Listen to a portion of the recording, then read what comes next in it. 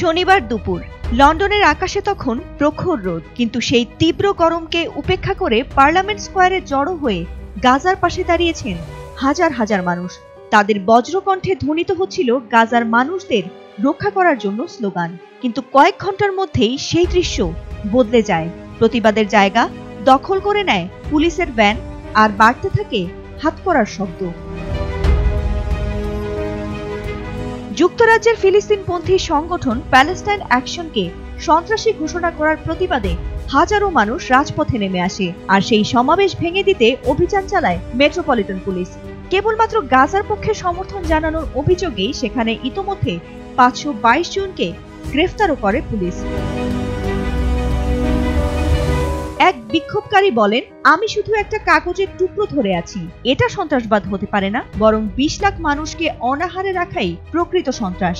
British স্বরাষ্ট্রমন্ত্রী Yvette Cooper অবশ্য পুলিশের এমন গণগ্রেফতারের পদক্ষেপকে প্রশংসা করেছেন এবং প্যালেস্টাইন অ্যাকশনকে জাতীয় নিরাপত্তার জন্য হুমকি হিসেবে আখ্যা দিয়েছেন। এদিকে শান্তিপূর্ণ বিক্ষোভকারীদের শুধু পোস্টার হাতে থাকার কারণে গ্রেফতার করায় নিন্দা জানিয়েছে অ্যামনেস্টি ইন্টারন্যাশনাল।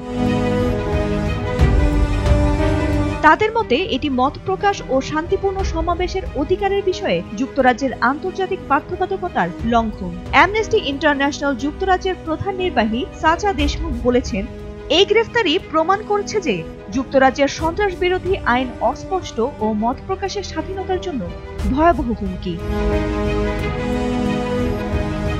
গত জুনে ব্রিটিশ সরকার প্যালেস্টাইন অ্যাকশনকে নিষিদ্ধ ঘোষণা করে, আর এর কয়েকদিন পরে সংগঠনটির কর্মীরা RAF ব্রাইটস নর্টন ঘাঁটিতে ঢুকে সামরিক বিমানে স্প্রে পেইন্ট করে প্রতিবাদ জানান।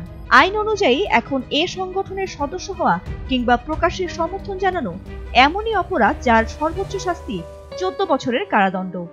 লন্ডনের সেই শীতল রাত এখন এক প্রশ্নের সাক্ষী, এটি কি সত্যিই সন্ত্রাস দমন? ফাতিমা সুলতানা, ATN বাংলা।